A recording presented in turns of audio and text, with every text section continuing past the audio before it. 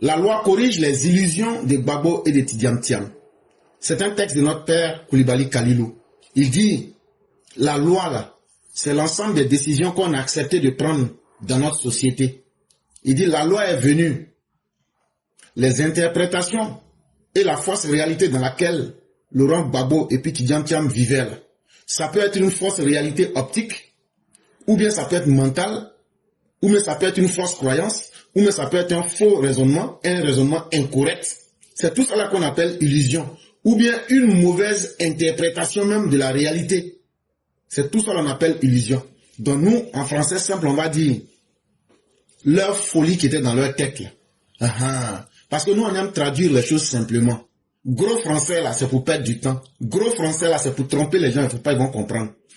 Donc là, on dit la loi est venue pour enlever folie qui était dans la tête de Gbagbo et puis Tidjane Thiam là. La loi est venue pour enlever folie là dans leur tête. Au terme de sa délibération, le Conseil constitutionnel a clarifié l'horizon électoral ivoirien. Il dit, le 8 septembre 2025, quand Mme Jolicoeur est venue s'asseoir avec ces 6 représentants de la Cour constitutionnelle, quand ils se sont assis et puis ils ont mis beaucoup de micros devant eux là, et puis ils ont parlé là, il dit, Wallah, et tout le monde a entendu. Il dit, tout le monde a entendu ce qu'ils ont dit là. Il dit, tellement tout le monde a entendu là, caca de chiens, caca d'oiseaux qui étaient dans nos oreilles là, ça a enlevé tout. Écailles de carapace de tortue qui était sur nos yeux là, elle a tout enlevé. Et puis l'horizon est devenu clair, tout le monde voit maintenant la vérité. Parce que quand elle parlait là, contrairement aux autres cours constitutionnels qu'on a eu l'habitude de voir, où on prenait des lois contre les gens, cette fois-ci là, ils n'ont pas pris de nouvelles lois contre quelqu'un. C'est les mêmes lois qui existent là. On dit, bon, comme tu as été voleur là, voilà. Comme tu t'es naturalisé là, voilà. Et ils ont répondu à toutes les questions. Et ça là, ça a enlevé écailles de caïmans qui étaient dans nos cerveaux là, ça a enlevé ça, tout le monde voit clair maintenant. En validant les candidatures masculines d'Alassane Ouattara, d'Awa Dombelo et de Jean-Louis Billon, ainsi que celles féminines de Simone Gbagbo et d'Henriette Lagou, il dessine un cadre précis pour l'élection présidentielle, laissant toutefois le PPACI et le PDCI dans une position marginale et inconfortable. Il dit, mais ici, la vérité qui a fait le plus mal, c'est que c'était le PPACI et le PDCI. Quand la vérité a frappé leur folie, ils en ont été délivrés, mais ils se sont retrouvés maintenant face à une réalité qui leur a montré qu'ils sont très minoritaires, c'est-à-dire qu'ils ne représentent rien en Côte d'Ivoire. Et c'est une condition qui fait très mal, ils ont très mal dans leur corps. Après qu'on les ait désenvoûtés de la folie, quand ils regardent la réalité, eux ne sont plus rien sur l'échiquier politique. Quand on leur disait, vous êtes des gens minoritaires, il n'y a personne derrière vous. Aujourd'hui, là, ça s'est prouvé, ils voient ça.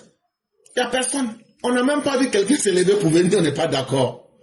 Bon, aujourd'hui, là, eux-mêmes, ils sont mal à l'aise, ils ne savent même pas ce qu'ils vont faire. Actuellement, là, dans 46 minutes, ils disent qu'ils vont aller dans leur siège pour prendre une décision. Mais ça ne va même pas accoucher d'une souris morte. Mais il dit d'aller au cas par cas. PPACI, quand l'illégalité vire à la falsification. Il dit, qu'est-ce qu'on a constaté? Le PPACI, eux, sont toujours dans le faux, dans le mensonge. Mais maintenant, ils ont fait monter ça d'un cran. Ça veut dire, de l'illégalité, ils sont allés à la falsification. Qu'est-ce qu'on a constaté? Des faux numéros d'électeurs. Des faux numéros de carte d'identité. Falsification des documents. Laurent Gbagbo est né le 1er janvier 1945. Laurent Gbagbo dit que lui est né le 31 mars 1945. Ils ont déposé tout un tas de faux documents. Le PPACI de Laurent Gbagbo incarne l'image parfaite d'une ambition sans boussole. Il dit, le PPACI de Laurent Gbagbo là, c'est comme quelqu'un, tu t'en vas en brousse, tu dis tu t'en vas, mais tu n'as pas de boussole, tu avances dans le vide. Ou bien quelqu'un, tu es en train de conduire ta voiture, tu enlèves le volant là, et puis tu dis, comme j'ai déjà allumé, et puis ça va là. Donc là, c'est fini, il n'y a plus rien. Donc tu enlèves le volant et puis tu jettes. Il dit, c'est comme ça que le PPACI avance. Comme une voiture sans volant. Radié de la liste électorale depuis 2020, il a cru malin de plier la loi à sa convenance par une requête taillée sur mesure, exposant ainsi le fossé entre ses interprétations et la réalité civique et démocratique. Voilà des gens qui savent, depuis 2020, Laurent Gbagbo a été radié de la liste électorale. Mais qu'est-ce qu'ils vont faire? Ils vont essayer de trouver des arguments pour se convaincre eux-mêmes que Laurent Gbagbo, là, il va être sur la liste électorale. Et donc, qu'est-ce qu'ils vont faire? Ils vont eux-mêmes se donner des arguments qu'ils vont tailler sur mesure. Et puis fermer leurs yeux. Et puis se laisser aller dans le fossé de leurs illusions. Comme ils sont prétentieux, ils sont arrogants. Ils ont voulu nier la réalité. Eux pensent que la Côte d'Ivoire, là, c'est la même Côte d'Ivoire de Ourourou de Laurent Gbagbo, là. C'est la Côte d'Ivoire des désordres, là. Ils pensent que eux, là, eux vont pouvoir utiliser le désordre pour arriver à destination. Mais on vient de leur montrer que la Côte d'Ivoire de Gbagbo, là, c'est pas la même Côte d'Ivoire que celle d'Alassane Ouattara. Dans la Côte d'Ivoire d'Alassane Ouattara, ce qui s'impose à nous tous, c'est que les lois de la République, tu vas respecter. Et puis la démocratie, là, ce n'est pas faire plaisir à quelqu'un. La démocratie, c'est être capable de dire la vérité à ceux qui ne respectent pas le droit. Pour masquer cette impasse, le parti anarcho-gauchiste de Laurent Gbagbo a brandi des faux documents, semblables à des accessoires de pacotille dans une compétition sans arbitre.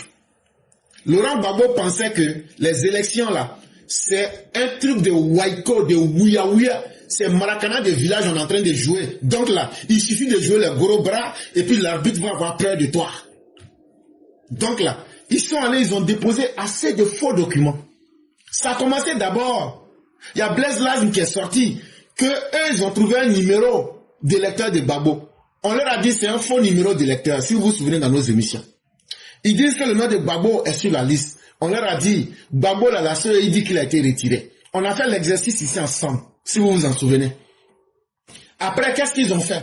On leur a dit, voilà tablette. On est à l'âge du 21e siècle. On est à l'âge aujourd'hui de l'Internet. Voilà tablette. Si vous enregistrez vos personnes là, qui disent qu'elles vont vous parrainer, si vous les enregistrez sur les tablettes, ça va vous aider parce que si ces mêmes personnes là se font enregistrer, la tablette va vous signaler. Mais il se trouve que le PPACI, comme ils étaient déjà dans une stratégie de faire du faux, qu'est-ce qu'ils ont fait? Ils disent non, ces papiers-là, nous on veut même. On dit bon, même si vous voulez papier là, prenez les tablettes là. Ils ont pris les tablettes là, ils ont déposé ça aux chiottes. Qu'est-ce qu'ils ont fait? Ils s'en vont, ils inventent des numéros, comme de la même manière ils avaient inventé un numéro de lecteur pour Gbagbo. Ils s'asseyent, ils inventent des numéros de lecteur. Ça n'a pas suffi, ils disent, comme on ne trouve personne, ils ont fait sortir une déclaration que eux là, que les Ivoiriens ne veulent pas les parrainer. Ils ont fait sortir ce document. Donc, ils sont allés dans leur laboratoire, ils disent, comme c'est comme ça là, on a qu'à inventer des faux numéros de carte d'identité. Ils ont inventé des faux numéros de carte d'identité. Chez Gbagbo là, eux ils ont imaginé plus de 33 000 faux numéros de carte d'identité. Ils ont fait ça. Ça n'a pas suffi. Ils ont inventé des faux documents. Laurent Gbagbo dit que lui, il est né le 31 mai 1945. Mais le document qu'il a déposé là, la dame a lu, tout le monde a entendu. Laurent Gbagbo dit que lui, il est né le 1er janvier 1945. Donc voilà autant de preuves qu'on est en train de vous présenter. Ils ont présenté de la pacotille en pensant qu'ils viennent dans une compétition où c'est leur magouille qui va impressionner les gens. Et puis quand ils vont crier là, on n'aura pas le temps. Eux, ils ont pensé que quand ils allaient mettre les faux numéros tout. Et puis qu'est-ce qu'ils ont fait? Ils ont multiplié les candidats ouïa à côté. Là, quand c'est comme ça là, si les gens veulent chercher à comprendre tous les détails là, ça va leur prendre du temps. Et c'est pourquoi ils ont fait multiplier beaucoup de faux candidats. Mais eux, ils ne savent pas qu'aujourd'hui, là, nous sommes au 21e siècle. Même les documents écrits là, quand tu mets dans un document pour scanner là, après tu peux demander à la machine de te faire sortir les doublons. Ça veut dire papier là qu'ils ont rempli là. On a tout scanné. Quand on a fini de scanner là, on a tapé, on dit le système n'a qu'à découvrir les doublons pour faire sortir. Les doublons en termes de numéros de carte de lecteur. Les doublons en termes de faux numéros de lecteur. Tout est sorti. Et maintenant, voilà l'heure qui est dehors. On les a attrapés maintenant. Et donc, l'illusion du mensonge dans laquelle le PPACI voulait induire toute la République. Je me demande même si Laurent Gbagbo, qui est né le 1er janvier 1945, avait été retenu Mais ce ne serait plus le même Laurent Gbagbo qui nous a dirigés. Parce que celui qui nous a dirigés est né le 31 mai 1945. Et donc même sur l'identité de leur candidat, ils ont fait du faux sur son extrait de naissance. Et après, ils vont assaisonner cela avec beaucoup d'arguments farfelus. Ils n'ont qu'à enlever le nom de Simone sur le nom de Eivé. Après ça encore, voilà les documents. Tout est un tas de faux. Ils vont mal interpréter les documents de l'ONU. Et maintenant, ils vont s'asseoir pour dire, ah, on pense peut-être que notre magie là, ça va marcher. Mais malheureusement pour eux, l'illusion n'a pas tenu. Malheureusement pour eux, leur magie n'a pas marché. Le peuple, par son refus de lui accorder son parrainage complet, a opposé un désaveu cinglant, rappelant que la politique n'est pas un artifice de combat sans vision, mais un pacte de responsabilité et de probité envers les citoyens. Quand le peuple, quand ils ont fait sortir le document pour dire qu'eux ne gagnent pas quelqu'un pour se faire parrainer là, ça veut dire quoi? Ça veut dire que la politique là, ce n'est pas un jeu pour mentir aux gens. La politique là, ce n'est pas un jeu pour chaque fois venir rappeler le passé douloureux des gens. La politique là, c'est pas de venir dire on va mentir aux gens, si ça marche on va les mettre dans notre piège. La politique là, il faut être responsable et il faut être honnête envers les citoyens. C'est ce que le peuple vous a dit, que vous là, on vous connaît, on vous a beaucoup entendu, vous avez honte de votre bilan. Et en plus de cela, vous êtes des inconscients, vous ne regrettez pas le mal que vous avez fait aux Ivoiriens. On vous a vu ici. Au moment où vous pouvez faire quelque chose, vous avez transformé votre pouvoir en malheur sur les Ivoiriens. Vous n'avez servi aux Ivoiriens que du malheur. Et donc là, nous, on ne vous donne pas notre parrainage. Parce que vous n'êtes pas des gens sérieux. Vous n'êtes pas des gens responsables. Et vous n'êtes pas des gens honnêtes vis-à-vis des citoyens. Donc, on ne vous donne pas notre parrainage. Et on ne va pas signer un pacte avec des gens qui sont dans le mensonge. Et vous faites honte. Et nous, on a honte aujourd'hui en tant que peuple de vous donner notre parrainage. En ce qui concerne le PDCI, eux sont passés du miracle à la tempête. Le PDCI qui faisait rêver. Le PDCI, à travers Félix Houphouët-Boigny, qui était l'incarnation même de la dignité ivoirienne, est devenu aujourd'hui un parti de tempête. Si ce ne sont pas des gens qui sont en train de faire des séances de karaté, ce sont des gens qui sont en train de fabriquer des faux papiers, ce sont des gens, hier ils ont fabriqué 2 faux communiqués en moins de quelques heures. Si ce n'est pas ça, ils sont en train de chercher à enregistrer quelqu'un, ou bien ils sont en train de chercher à faire sortir des documents, ou bien cet Tidjane même qui est en train de pisser dans leur bouche en leur disant, allez dire des mensonges aux gens, mais toujours on les attrape. Le PDC, pour sa part, a misé sur un miracle digne d'un conte. Tidjane Thiam, messie imposé et illusionniste des ambitions, a cru pouvoir renverser le vent contraire, confondant son héritage matériel familial avec le pouvoir politique qu'il rêvait d'acquérir sans jamais affronter la réalité. Voilà quelqu'un, on s'en va le prendre pour venir nous raconter les contes d'Abla Pokou. Mais on leur a bien expliqué qui Abla Pokou était. C'était une prostituée Tchokossi du Togo qui s'est réfugiée au Ghana. Et là-bas, là, elle était dans sa prostitution. Les gens couchaient avec elle. Finalement, on ne sait plus. Quand elle est enceinte, là, tout le monde dit, toi, on te connaît ici, tu as une Poclair Pro Max. Nous, là, on ne peut pas assumer. Tous les garçons, nous tous, on sait ici. Quand on finit de te battre, là, on se dit ça entre nous. Donc, ton enfant, là, elle est partie partout. Elle dit, je suis enceinte. Tout le monde dit, c'est pas moi. Tout le monde dit, c'est pas moi. Finalement, elle était obligée de sacrifier l'enfant. Baouli, que l'enfant est mort. Sinon, un vrai père, tu ne peux pas aller tuer son enfant pour venir lui dire. Quand on leur a raconté la vraie histoire d'Abla Pokou, ils ont laissé ça. Depuis ce jour-là, ils ne parlent plus du matriarcat encore. Ils sont allés prendre Tidjane Thiam, un descendant de Sénégalais, et ils l'ont transformé en Messie. Que Tidjane Thiam là, c'est Jésus, c'est le Jésus noir qu'on attendait. Quand il va venir là, il est tellement fort qu'il était premier de classe. Et qu'après Tidjane Thiam là, il n'y a plus personne sur la planète Terre qui a été premier de classe. Que Tidjane Thiam là, c'est l'homme le plus influent du monde. Mais quand on est rentré un peu dans la vie de Tidjane Thiam, qu'est-ce qu'on a constaté? On a constaté que c'est un homme sans fond. On a constaté que c'est quelqu'un qui dit que lui, il aime l'espionnage et les méthodes dignes de la Gestapo. C'est quelqu'un On nous dit que c'est un premier de classe, mais il ne sait pas lire et écrire. Parce qu'il ne sait même pas lire la Constitution. Il ne sait pas lire le code électoral. Et c'est lui-même qui nous le dit. On nous dit que c'est un premier de classe, mais lui confond une compétition politique avec son héritage familial. Histoire pour nous dire, hey, c'est moi, je suis le petit-fils de faux. Et donc à cause de ça, là, comme mon grand-père a dirigé là, donc là, vous devez me laisser diriger. On dit, toi, tu viens d'où? Non, je viens de Paris. Et vous ne voyez pas comment je parle le français? Je ne parle pas le francis, je parle le français. On dit, frère, avant toi, là, non, on a vu tout ça là ici. Zinsou a voulu nous faire la même chose au Bénin, mais on l'a vite ramené à terre ici. On dit, est-ce que tu vaux quelque chose? Quand on l'a pesé un peu là, on voit toute sa vie, c'est un tas de mensonges. Mais la tempête électorale qui s'abat sur lui montre que le pouvoir ne se conquiert pas avec des calculs ou des illusions. Il exige sincérité, conviction et attention aux autres, loin des conflits stériles et des promesses creuses. Et qu'est-ce que Chakadian et le PDCI nous ont offert? Ils nous ont offert la nullité absolue du PDCI. D'abord, dans un premier temps, autour d'un mythe qu'ils avaient voulu fabriquer, le mythe ayant été découvert, ils vont utiliser la dictature pour imposer Tidjam Thiam.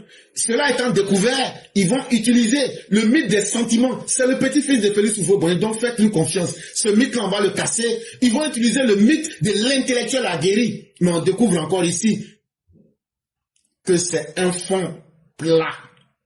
Que l'individu jouit d'une platitude déconcertante. Et que toute sa vie est émaillée de scandales, de sorte que c'est un individu visqueux dans tous les sens. Et quand l'individu se présente à nous, au lieu de montrer qu'il est sincère, il se donne à un sport pour saboter l'héritage de son grand-père. En sabotant la Côte d'Ivoire, les Ivoiriens ont de la dignité. Depuis avril 2025, il est en train de saboter la Côte d'Ivoire. Il s'est donné pour rôle de saboter la Côte d'Ivoire. Et les Ivoiriens, ça sert, les Ivoiriens se disent, mais depuis quand vous avez vu un prétendant saboter la femme qu'il veut marier, toi tu vas saboter les Ivoiriens pour dire que le Sénégal est mieux que la Côte d'Ivoire et penser que nous on va être avec toi.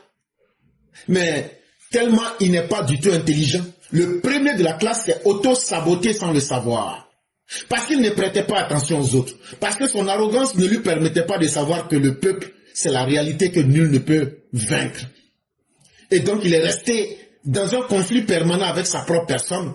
Et lui-même se faisait des promesses en pensant que des arrangements dans lesquels il a toujours vécu, ce sont ces arrangements-là qui vont prévaloir.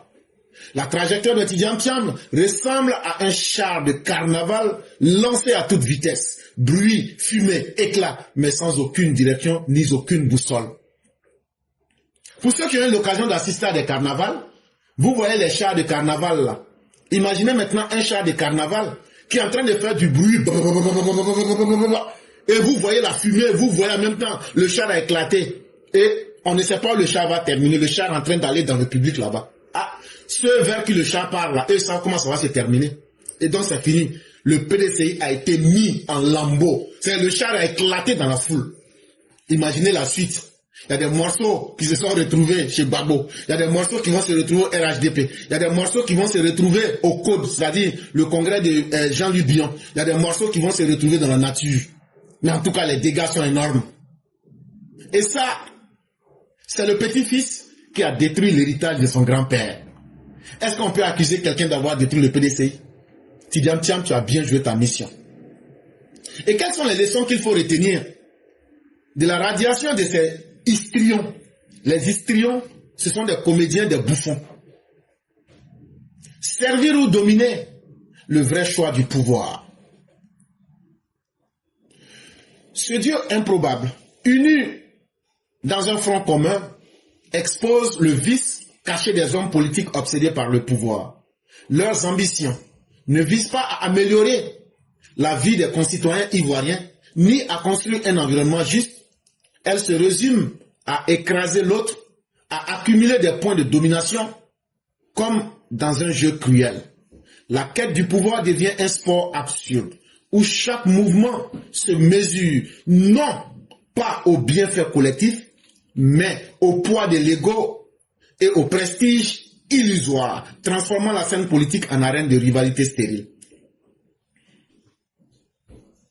Faire la politique là, est-ce que c'est servir la population ou bien est-ce que c'est dominer la population?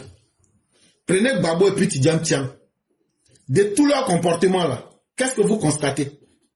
Si l'autre ne te dit pas, est-ce qu'il me connaît? C'est moi on appelle Gbagbo. Ça là, c'est ce qu'on appelle arrogance. Non, moi je suis le petit-fils du fouet. Ça là, c'est arrogance.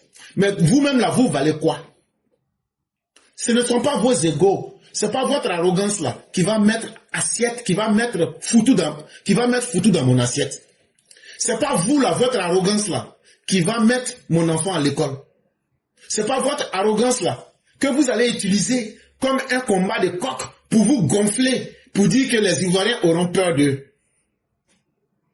Quand on rentre en politique là, la vraie ambition là, c'est de dire qu'est-ce que je peux apporter pour changer positivement la vie des Ivoiriens. Mais eux, ils utilisent leur force pour écraser les Ivoiriens, pour dire aux Ivoiriens, vous n'êtes rien et c'est pour cela que vous devez nous suivre. Eux, ils utilisent leur force pour accumuler beaucoup plus de pouvoir, pour dominer les Ivoiriens comme dans un jeu vidéo où on verse le sang, on tue et puis on n'a pas de remords. Ils sont dans un jeu absurde. Et ça me rappelle un roman d'Albert Camus. Albert Camus nous parle de quelqu'un. On nous dit que maman est morte. Le lendemain, on a enterré maman. Après, il s'est fait une copine. Après, je résume bêtement le roman en question. Hein. Voilà.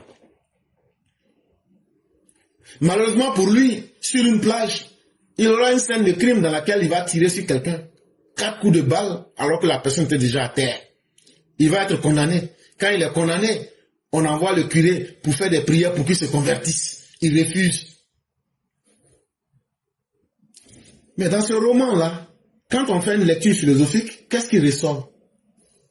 C'est qu'on a condamné quelqu'un parce qu'on voulait juste qu'il participe à l'hypocrisie humaine. Qu'il abandonne ce qu'il est réellement pour faire semblant. Et pourquoi on l'accuse en réalité? Pourquoi ta maman est morte, tu n'as pas pleuré? Pourquoi ta maman est morte? Le lendemain, tu as bu du café au lait? Pourquoi quand ta maman est morte, tu n'as pas fait semblant d'être triste? Et tu allais chercher femme. Et dans ça là encore, il y a eu mort d'homme là-bas. Donc, comme tu ne voulais pas être comme tout le monde, on va te condamner. Ça veut dire quoi? Ça veut dire que Laurent Gbagbo et Chaka Dian voulaient nous faire participer à une hypocrisie sociale. Pour nous dire, c'est nous, on a été toujours là. C'est nous qui avons eu du pouvoir ici. Et c'est nous qui devons vous dicter ce que vous devez faire. Parce que vous, le peuple de Côte d'Ivoire, vous n'êtes rien. Si vous ne participez pas à notre hypocrisie, la société va vous condamner. De la manière Merceau a été condamné. Et Merceau a très bien fait de dire, je ne rentrerai pas dans l'hypocrisie. Pourquoi je vais croire en Dieu? Si je devrais croire en Dieu, c'est au moment où il n'y avait pas de pression sur moi. Et voilà un salaud de curé qui vient pour me dire non, faire pour qu'on puisse absoluer tes péchés. Il dit non, j'irai avec mes péchés. Parce que je vais aller en tant que moi-même devant mon Dieu. Et je n'accepterai jamais d'être un hypocrite vis-à-vis de ma personne, même si le monde entier doit me condamner. Ça veut dire quoi? Nous avons assisté à 2 candidats qui ne sont même pas vrais. Et qui voulaient nous faire participer à un jeu cruel de la malhonnêteté et de l'hypocrisie. Ah non, vous savez, comme on a connu la guerre, quels sentiments ils n'ont pas utilisé? Si vous ne voulez pas qu'il y ait la guerre, faites, on va faire guerre là. Guerre là, faites, on va faire. Vous-même là, on va vous taguer dedans avec vos enfants. Vous ne pouvez pas prendre ça pour nous inquiéter. Le pays va brûler. Venez brûler le pays là. Voilà des gens qui n'ont rien fait de leur vie. Gbagbo même là, lui, il dort dans la maison des femmes. Où il est aujourd'hui là, il dort dans la maison des femmes. Toi, Chaka Dian, tu n'as jamais payé un pot en Côte d'Ivoire. Tu n'as même pas un bien en Côte d'Ivoire. Toi, tu vas venir nous parler que toi, tu vas brûler la Côte d'Ivoire. Il n'y a pas de problème. Donc, l'hypocrisie dans laquelle ils voulaient nous emmener, pour nous emballer, elle vient aujourd'hui de se dévoiler contre eux.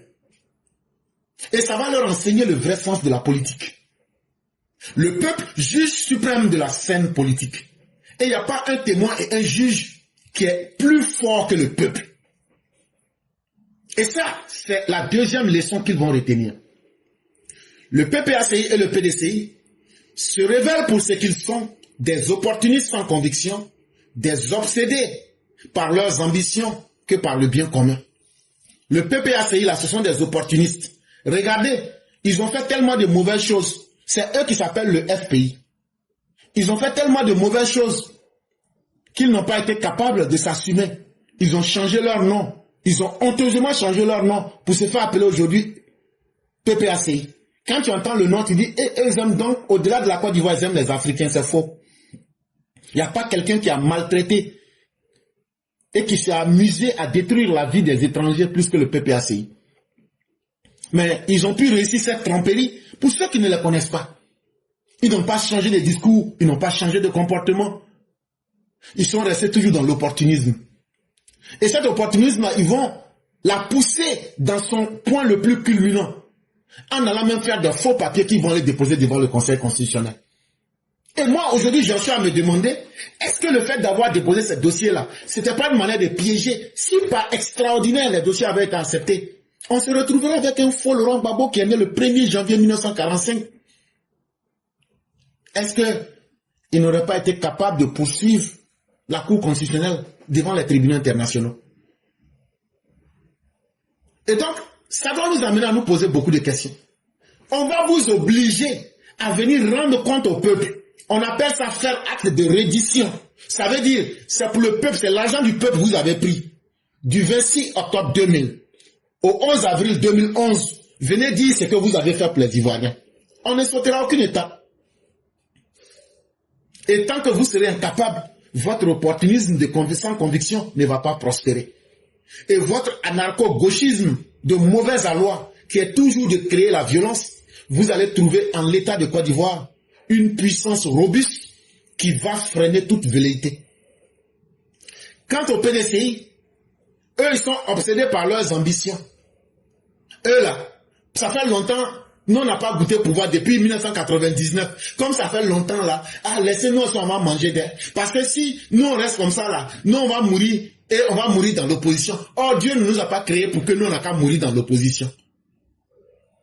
Vous pensez que le peuple est stupide? Vous pensez que le peuple, là, il ne sait pas réfléchir? Allez lire le petit livre de Nicolas Machiavel. Il dit, je suis en train de transposer, il dit, les dirigeants qui nous dirigent là, de la manière eux pensent qu'ils connaissent tous les détails sur le peuple là. C'est comme ça aussi que nous, le petit peuple là, nous aussi là, c'est que eux ne savent pas que nous on sait de là, nous on sait. C'est que eux, ils pensent que nous on ne sait pas là, nous on sait. Même quand Nadi Bamba est sorti pour dire, j'ai affaire à Chantal là, au fond là, nous on connaît. On sait pourquoi elle a parlé comme ça. Mais ce n'est pas nous notre problème. Nous là, c'est les lois de la République qui nous arrangent. Peut-être qu'il y avait des anciens palabres entre eux. Ils n'ont qu'à régler là-bas. Nous, ça ne nous regarde pas. Nous, ce que nous on connaît là, nous on est assis avec ça, on regarde. Est-ce que le peuple est un spectateur lucide? Oui. Et c'est pourquoi le peuple a tranché son parrainage. Le résultat que vous avez vu, et puis la dame, Madame Chantal Camara est venue lire, Madame Jolie est venue lire là, c'est pas ça qu'il faut regarder. Le vrai résultat se trouve dans les parrainages. Quand on a été incapable d'avoir le parrainage, ça veut dire que le peuple vous a vomi. Ça veut dire que le peuple a jugé. La Cour constitutionnelle n'était que l'apothéose, n'était que la finalité, n'était que la fin d'un processus. Sinon là, vous-même là, vous avez donné votre verdict que les Ivoiriens ne veulent pas que se faire parrainer au nom du PPACI. Et donc, c'est ce qui vous a obligé à aller fabriquer de faux numéros de carte d'identité et de faux doublons et de faux numéros d'électeurs. Parce que le peuple a compris que vous êtes dans la duplicité et que votre stratégie, c'est l'illusion. Et le peuple n'a pas envie d'aller dans un conflit avec lui-même. Et le peuple n'a pas envie de se distraire avec vos fourberies. Le peuple a vu les impacts du réel. Le réel ici, c'est la réalité. C'est ce qui est concret. Est-ce qu'aujourd'hui, là, Alassane Ouattara n'a pas construit château d'eau dans mon village? Est-ce qu'il n'a pas mis goudron dans mon village? Est-ce qu'il n'a pas construit école dans mon village? Est-ce qu'il n'a pas construit centre de santé à chaque 5 kilomètres? C'est ça le réel. Et c'est ça qui a rendu le peuple très lucide. Et donc on s'est dit, donc il y a des gens qui viennent en politique, c'est pour mentir aux gens. C'est pour faire beaucoup de bruit, pour faire des illusions. Mais ils ne sont même pas capables d'être maîtres de leurs idées. Ils disent on va lancer mot d'ordre, mais ils ne sont pas capables. Ils disent non, on va attendre. Quand Ouattara va dire les candidats, on va lancer. Non, quand ils vont annoncer que Gbagbo n'est pas sur la liste, on va annoncer. Non, quand Koulibaly Kibia va dire qu'il a enlevé, non, on va annoncer. Des gens qui ne sont pas courageux, est-ce que le peuple peut leur faire confiance? Alassane Ouattara, là, lui, il encaisse les coups. Il est entouré par des djihadistes, il est entouré par des putschistes, il est entouré par une opposition toxique, mais il les gère comme s'il n'y a rien. Vous pensez que nous, on va laisser un tel dinosaure pour aller confier notre vie à des comédiens? La politique n'est pas une scène de théâtre où l'on joue à qui fera le plus de bruit. C'est un espace de responsabilité où chaque faux pas se paye cher. Il faudrait que les uns et les autres comprennent une chose. La politique, là, dans les années 90, ou bien au moment de la colonisation, on pouvait tromper les gens. Parce qu'il n'y avait pas beaucoup d'hommes qui étaient là à l'école. Et en plus de cela, il n'y avait pas Internet. Mais aujourd'hui, là, dans chaque famille, tu retrouves quelqu'un au moins qui a la licence, ou même qui a le bac. Dans la vie même, là, quand tu as déjà le bac, là, tu as déjà, c'est bon. Le reste, là, ce sont des accessoires. Si tu as eu le vrai bac, hein.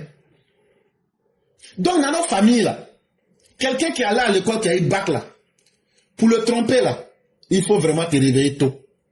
Aujourd'hui, là, nous, nos parents ne sont pas là à l'école, mais on leur explique vos gros français avec toutes vos manigances, vos micmacs, là. On leur explique ça simplement, jusqu'à le vieux même s'il dit,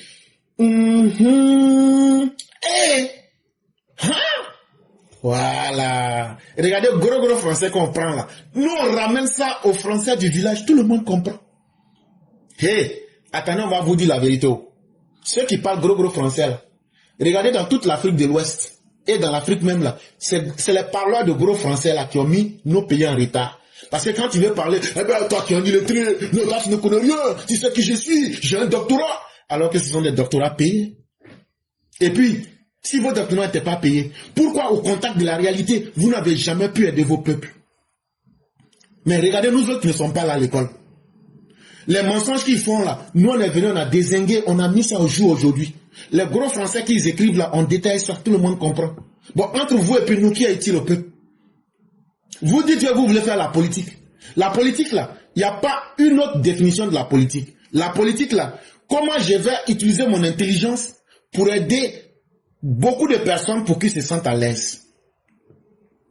Mais eux, ils ont transformé la politique en une scène de théâtre où c'est faire du bruit, venir crier, venir faire rire les gens. Bon, ça c'était en 1960. Jusqu'en 1990, ça pouvait marcher. Mais aujourd'hui, quand tu te retrouves en face des personnes, dans chaque famille, il y a au moins 20 bacheliers.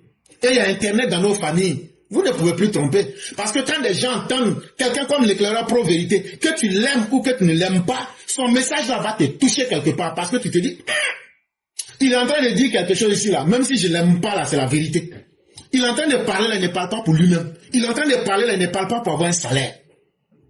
La politique là, on ne peut prendre que les hommes responsables. Et les hommes responsables essaient de faire le moins possible d'erreurs. Parce que quand tu rentres dans la politique là, c'est un jeu dans lequel chaque faux pas se paye cash. Quand chaque agent va s'asseoir pour dire que lui il a commis beaucoup d'erreurs, mais c'est ces erreurs-là qu'il est en train de payer. Il a dit ça la semaine dernière. C'est ces erreurs-là qu'il est en train de payer. Les gens du PPACI, Laurent Gbagbo, au lieu d'être un politicien, il est devenu un comédien. Et aujourd'hui, là, il est en train de payer les erreurs. Dans ce carnaval électoral, ceux qui misent sur des mirages récoltent immanquablement la tempête. Donc ceux qui ont pensé que ça sera une histoire de magie, où on va dormir et puis un matin, le nom de Laurent Gbagbo va flotter sur la liste électorale comme le cœur a flotté sur la sauce graine. Leur mirage, leur fausse perception optique se sont transformés en tempête. Aujourd'hui, là, ils ne savent plus à quel sens se vouer. Dans 15 minutes, ils vont tenir une réunion au siège du FPI. Je vous ai dit qu'on est parmi eux là-bas. Nous, on a déjà infiltré là-bas déjà. C'est eux là, je leur ai dit, ça, vous voyez, depuis que j'ai commencé là, il est à une heure, je suis en train de me dire, dans 14 minutes, ils vont commencer la réunion. On a déjà nos infiltrés qui sont là-bas. Est-ce qu'on vous cache quelque chose? Mais, par-dessus tout, la démocratie doit l'emporter. C'est au respect des règles établies par le peuple souverain que chacun sera enfin jugé sans complaisance ni pardon. Donc, aujourd'hui nous sommes en démocratie. Est-ce qu'elle est parfaite? Non, puisque nous ne sommes pas dans un monde parfait. Mais est-ce qu'elle est en bonne voie? Oui, parce qu'aujourd'hui les opposants peuvent manifester. Les opposants peuvent parler et la vie des personnes est menacée. On va à des élections là où on est entouré par des pays qui disent qu'eux ne font pas d'élections. Donc nous sommes mieux que les autres. Et nous avons encore à améliorer notre démocratie. Mais aujourd'hui est mieux que la gestion de Gbagbo et la gestion de Bédié. Et aujourd'hui, le peuple va sortir pour aller dire dans les urnes le 25 octobre 2025 qui est le vrai choix, qui peut défendre ses intérêts, qui est la personne idéale pour décider des destins des jeunes de la Côte d'Ivoire et qui est la personne qui peut aujourd'hui apporter la paix en Côte d'Ivoire. Et ça, les Ivoiriens ne vont pas s'amuser. Les Ivoiriens ne seront pas complaisants et les Ivoiriens ne vont pas se laisser dans des pardons pour faire faveur à des gens qui vont hypothéquer leur vie, qui vont mettre leur vie, qui vont sacrifier leur vie à des putschistes du Burkina et du Mali ou même à des djihadistes. Les Ivoiriens ne sont plus prêts à retomber dans les mauvaises gestions calamiteuses qu'ils ont connues entre 1993 et le 11 avril 2011. On va terminer avec le sujet numéro 3. Absence d'alternative politique en Côte d'Ivoire pour inéligibilité des candidats des deux principaux partis d'opposition ou absence d'alternative programmatique des partis d'opposition.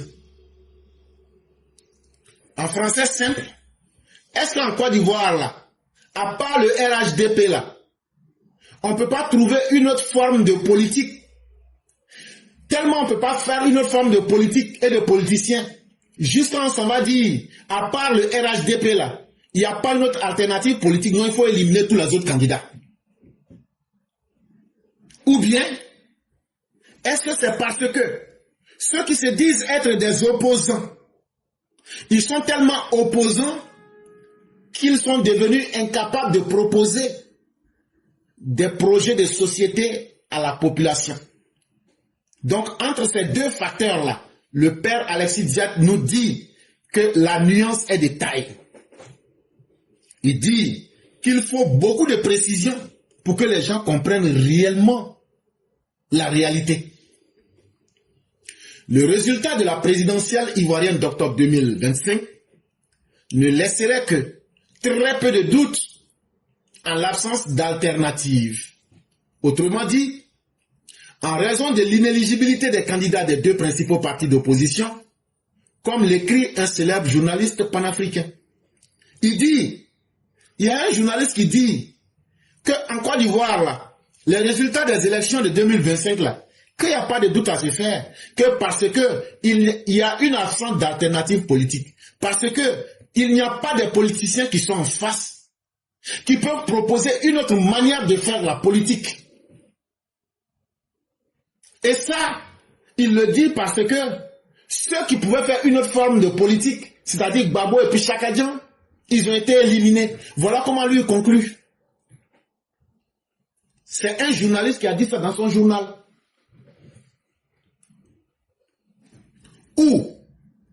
Ou bien, ce résultat ne laisserait-il que peu de doute en raison de l'absence d'alternatives programmatiques concurrentes lisibles des deux principaux partis d'opposition. Mais il dit, on peut se reposer une autre question. Et s'il se trouvait que c'est parce que ceux qui ont été éliminés, ils ont été éliminés parce qu'ils sont incapables de trouver un programme de société pour convaincre le peuple.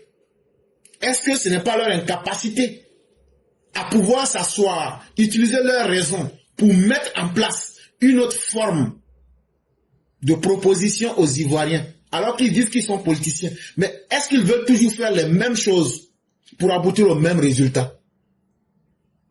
Ils n'ont pas été capables de faire leur aggiornamiento, de faire leur mise à jour. Et cette mise à jour à travers un programme de société. Il dit que la nuance est détail.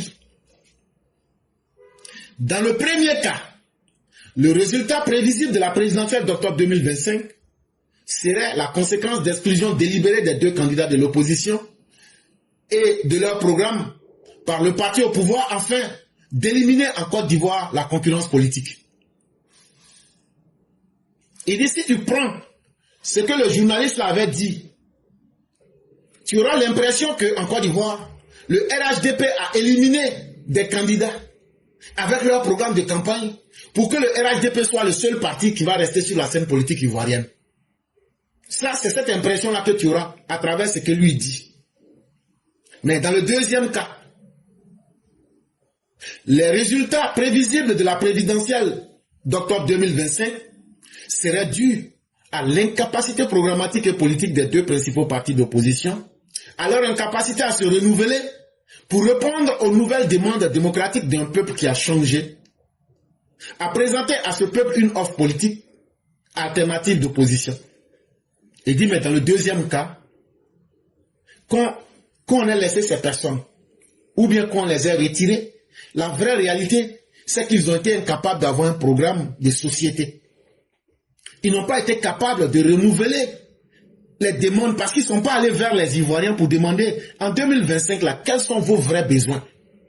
Si vous ne connaissez pas les besoins d'un peuple, comment vous pouvez demander à ce peuple-là de vous faire confiance?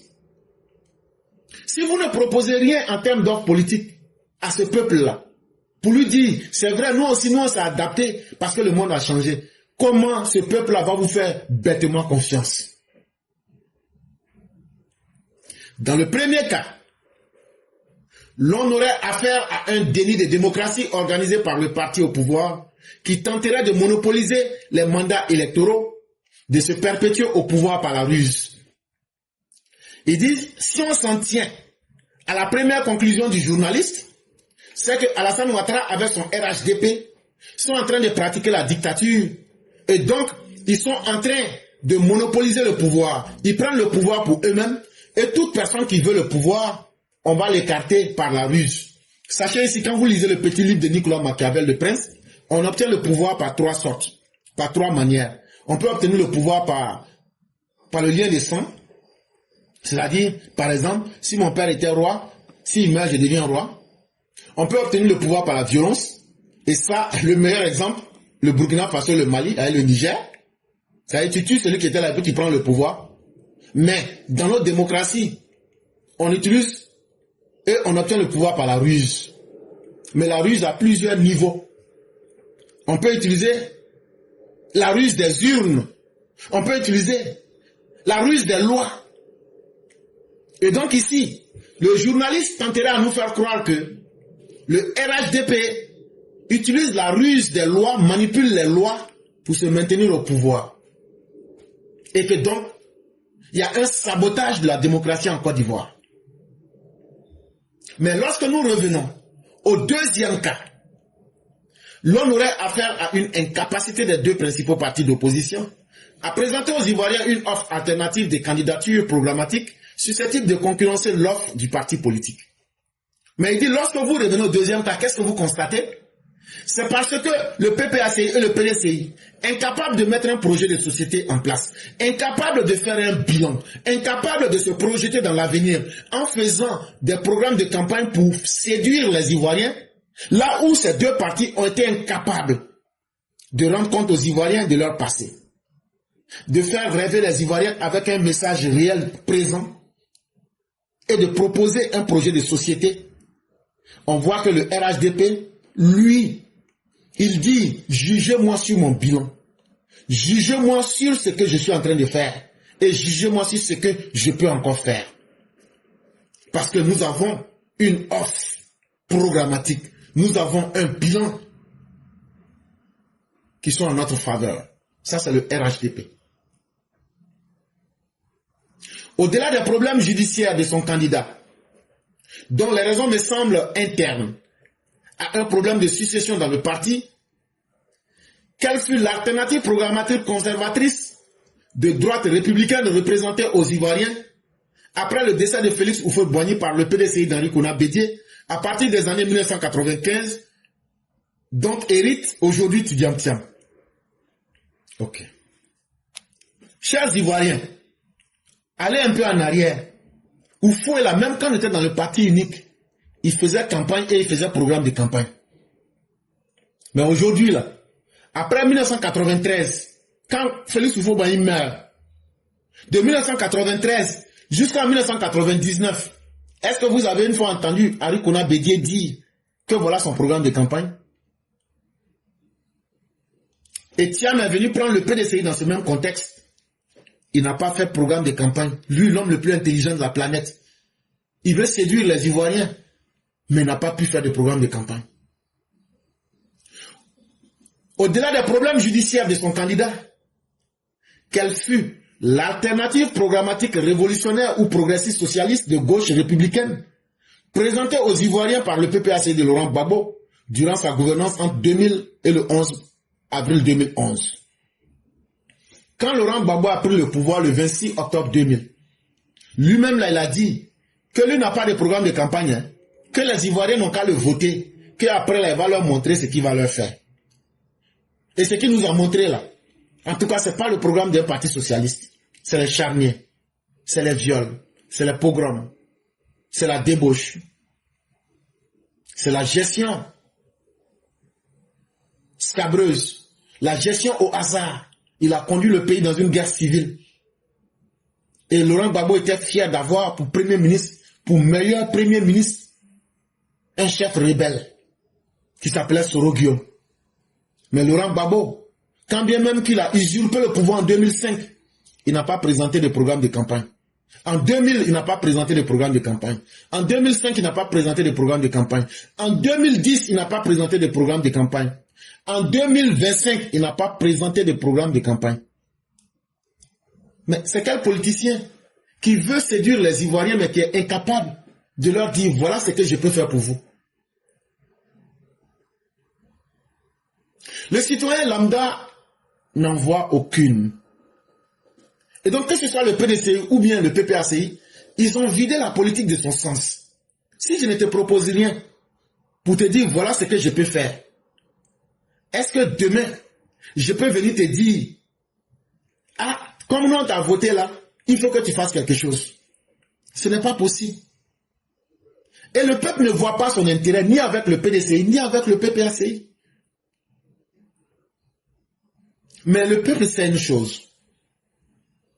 Il sait, cependant, que ces deux partis gouvernèrent le pays sous un régime d'autocratie communautaire épilationniste qui divisa intérieurement la nation et plongea le pays à une meurtrière guerre civile. La raison des problèmes judiciaires du candidat du PPACI aujourd'hui. Et qu'est-ce qu'on a constaté? À partir du moment où le PDCI n'était plus capable de produire des programmes de campagne et que le PPACI était dans les mêmes conditions, qu'est-ce qu'on a vu? Leur seul programme de campagne, c'était de créer les troubles à l'intérieur du pays.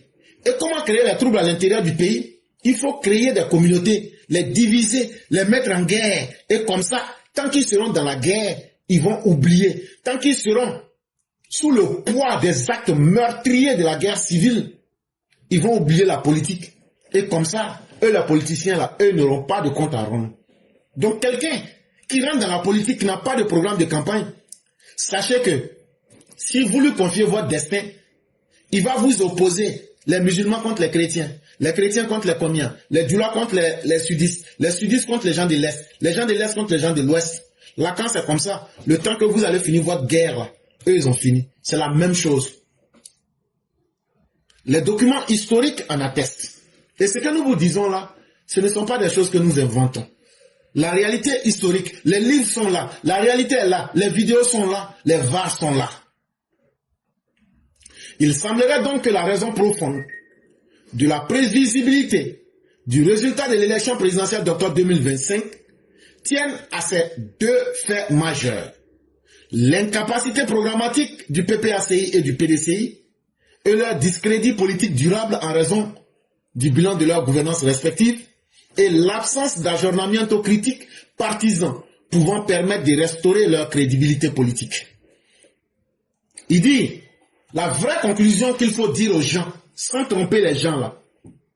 Si vous voyez aujourd'hui qu'en 2025, là, Alassane Ouattara va gagner comme s'il n'y avait rien en face là, c'est parce que le PDCI et le PPACI, pendant leur gouvernance, ils n'ont jamais été capables de proposer des projets de gouvernance. Ça les a discrédités. Le peuple là, a perdu confiance en eux. Le fait qu'ils n'avaient pas de programme de campagne, c'est ce qui fait qu'aujourd'hui, ils ne peuvent pas faire un bilan de leur gouvernance entre 1993 et avril 2011. Et donc, ils sont incapables de faire un bilan. Mais quel homme sérieux peut avancer dans la vie les yeux fermés, sans demander, tu veux conduire mon avenir, mais je demande, où tu veux me conduire? Non, il ne faut pas t'inquiéter. Mais hier, tu avais mon avenir où tu m'as conduit. Non, il ne faut pas t'inquiéter. Allons seulement. Et qu'est-ce qu'on constate? Dans leurs propos, dans leurs actes, ils n'ont pas changé. Eux-mêmes ne se sont pas dit, qu'est-ce qu'on a fait qui était bien et qu'est-ce qu'on a fait qui était mauvais, et puis on va changer. Ils sont restés dans le même comportement. Ce sont ces trois éléments-là qui ont fait que le peuple a perdu la confiance en ces personnes. Sous cette perspective, ne serait-ce pas le monopole indu de notoriété exercé par ces deux vieux partis dans l'opposition ivoirienne qui est à déplorer?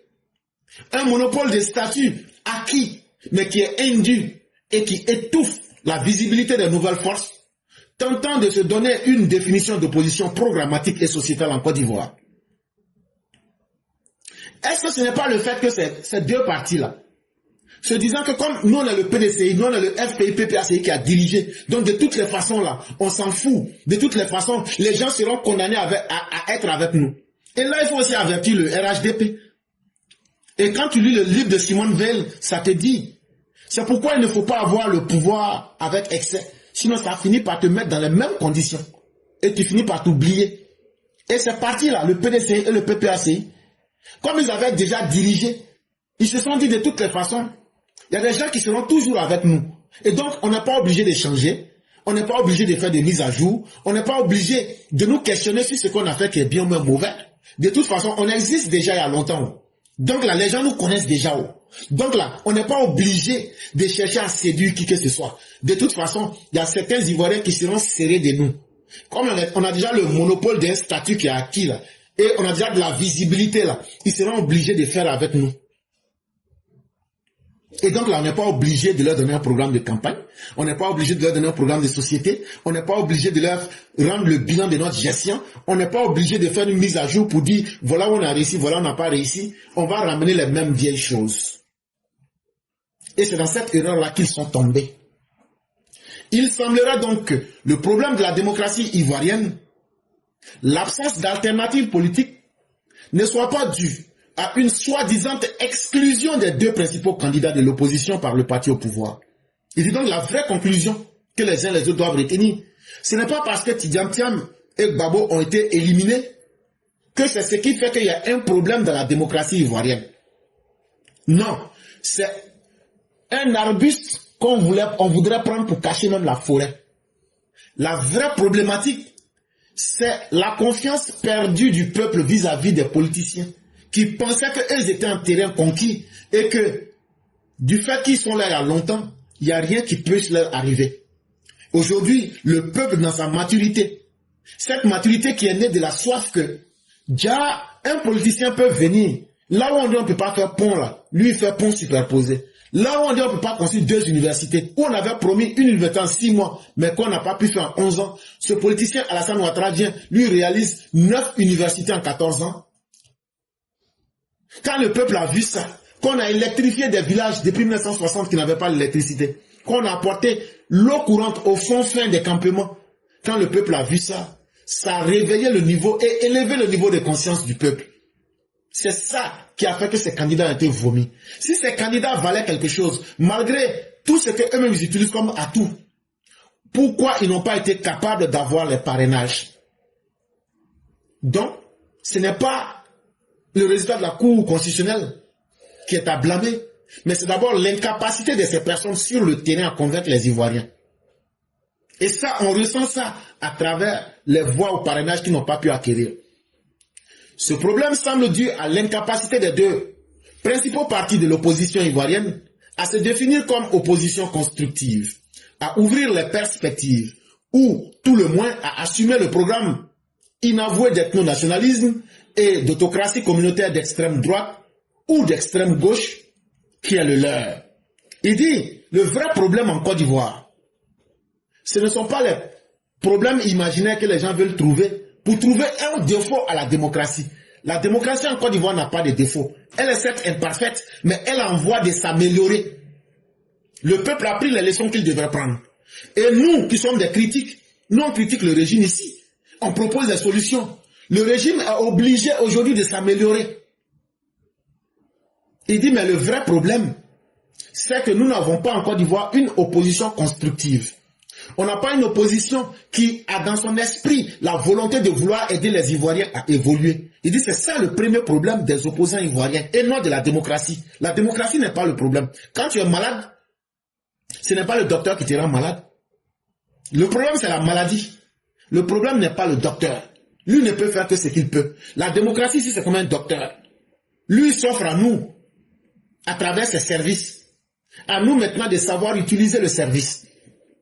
Mais, si dans une démocratie, des opposants ne font pas leur mise à jour, ne se questionnent pas sur ce qu'ils ont fait pour dire est-ce que ce qu'on a fait là, le peuple a apprécié ou n'a pas apprécié, ne présentent pas de projet de société au peuple, et sont toujours en train de répéter les mêmes choses alors que les réalités ont changé. Ils ne veulent pas assumer leur passé, ils ne veulent pas présenter leur bilan, mais ils ne veulent surtout pas dire la vérité au peuple. Parce que la vérité c'est quoi avec les opposants ivoiriens? Que ce soit le PDCI ou même le PPACI, leur vrai objectif, qu'ils n'ont pas le courage de dire au grand jour devant tout le monde là. Leur vrai programme de campagne, c'est un programme d'ethno-nationalisme, c'est un programme d'autocratie communautaire, d'extrême droite ou même d'extrême gauche. C'est en réalité des gens, ce qu'ils cachent, mais que nous on vous dit et que tout le monde peut voir. Leur vrai programme là, c'est comment diviser les populations ivoiriennes. C'est ce qu'on appelle ici l'ethno-nationalisme. Comment mettre les Ivoiriens en tribu pour que le chaos puisse s'installer. Comment diriger les Ivoiriens dans la dictature communautaire. Si on prend le pouvoir, si comme Laurent Gbagbo est bêté, donc tous les bêtés vont mettre leur dictat sur le pays. Si le PDC prend le pouvoir, ça sera la vengeance des Akans sur le reste des populations de la Côte d'Ivoire. Voilà le vrai programme de campagne de ces personnes. Comment mettre leurs ethnies au-dessus des autres ethnies. Comment utiliser la politique d'extrême droite ou d'extrême gauche pour essayer de créer la division dans notre société en catégorisant les ethnies et ça va nous conduire à un génocide. Voilà leur vrai programme de campagne. Et donc, mesdames et messieurs, tout ce que les gens voulaient vous cacher là, quand on vous dit tout ça là, que vous avez bien compris là, est-ce que vous pouvez voter pour des gens comme ça? Donc le seul choix et le meilleur choix que l'on peut faire, c'est de voter le président Alassane Ouattara. Ça sera le 25 octobre 2025 et ça sera une journée où tous les Ivoiriens pourront voter. Quand on est en Côte d'Ivoire aujourd'hui, qui dit que eux, ils ne vont pas accepter que les Ivoiriens puissent aller voter? Ce sont les opposants ivoiriens. Vous êtes opposants. Votre rôle c'est de vous battre pour prendre le pouvoir. Eux disent non, nous on ne va pas se battre pour prendre le pouvoir, mais on va empêcher les élections. Depuis quand vous avez vu des gens qui disent non, on veut le pouvoir, mais en même temps ils disent non, nous on va se battre pour que les conditions pour prendre le pouvoir là ne s'appliquent pas sur le terrain. Vous comprenez la mauvaise foi de cette opposition ivoirienne. Vous comprenez qu'ils n'ont pas de plan. Vous comprenez qu'ils n'ont pas d'objectif. Vous comprenez donc que leur plan là, ils ne veulent pas offrir un pacte au peuple. Quelqu'un qui dit qu'il veut venir conduire ton destin, tu lui demandes mais comment tu vas conduire mon destin? Est-ce que tu peux m'expliquer où tu vas me conduire? La personne te dit non, je ne peux rien te dire, suis-moi seulement. Est-ce que toi tu vas accepter de suivre cette personne? Ça veut dire que si la personne n'a pas le courage de te dire où elle va t'amener, ça veut dire qu'elle veut t'amener en brousse comme on dit chez nous. Et c'est ça que les opposants ivoiriens veulent faire aux Ivoiriens. Alors que c'est ce qu'ils ont toujours fait. Et en faisant ça, ça met nous tous nos vies en retard. Chacun de nous qui est ici là, la guerre qu'on a connue du 19 septembre 2002 jusqu'au 11 avril 2011, c'est avec beaucoup de dignité qu'on dit, qu'on encaisse. Mais ça ne veut pas dire que ça n'a pas eu de conséquences sur nos vies. Mais quand vous voyez ces mêmes personnes venir nous dire encore, on va reprendre les mêmes choses, ça veut dire qu'ils n'ont pas de respect pour le peuple. Ça veut dire que votre souffrance-là, ça leur importe peu. Et chers Ivoiriens, n'acceptez pas ce manque de respect. Ouattara est là, ça fait pratiquement 14 ans. On ne parle pas de guerre. Aujourd'hui, on a oublié la guerre. Aujourd'hui, chacun parle de développement. Et c'est ça, une vraie vie. On va terminer avec l'édito de Mère Nefertiti. Et dès qu'on a fini, on va laisser rapidement la parole aux uns aux autres. Bonsoir les Clara, bonsoir à toute la classe. Aujourd'hui, nous avons un test à vous présenter qui a pour titre « La désillusion d'une calculatrice ». À observer de près le cas Nadi Bamba, l'on constate aisément son plan vieux de 2 décennies maintenant. Elle a jeté son dévolu sur un homme marié de surcroît. Elle a intimé l'ordre à la femme légitime de Gbagbo de lui céder la place de gré ou de force. De guerre lasse, la dame Simone a été forcée de lui céder sa place. C'était mal connaître Jézabel qui lui prendra son mari sans plus jamais le lui rendre. Madame Gbagbo Simone, dépitée, a dû faire avec. Après avoir supplié Jézabel de lui rendre son mari, mais pourquoi Nadi Bamba était si déterminé à porter le nom Gbagbo? 2 raisons nous viennent en tête. Primo, il est question de gros sous. Secondo, Jézabel se rêvait première dame de la République de Côte d'Ivoire et cette date du 8 septembre 2025 marque l'effondrement de tous ses projets machiavéliques de première dame.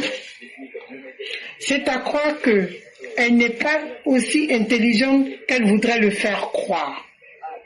Simone, il est vrai, a ses défauts. Mais aujourd'hui, par solidarité féminine, nous avons envie de lui dire « Simone, oui ». Simone a son nom sur une liste où certains n'y sont pas.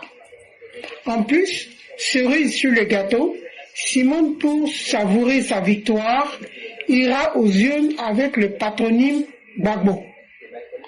Quel beau pied de nez, comme on le dit chez nous, belelou.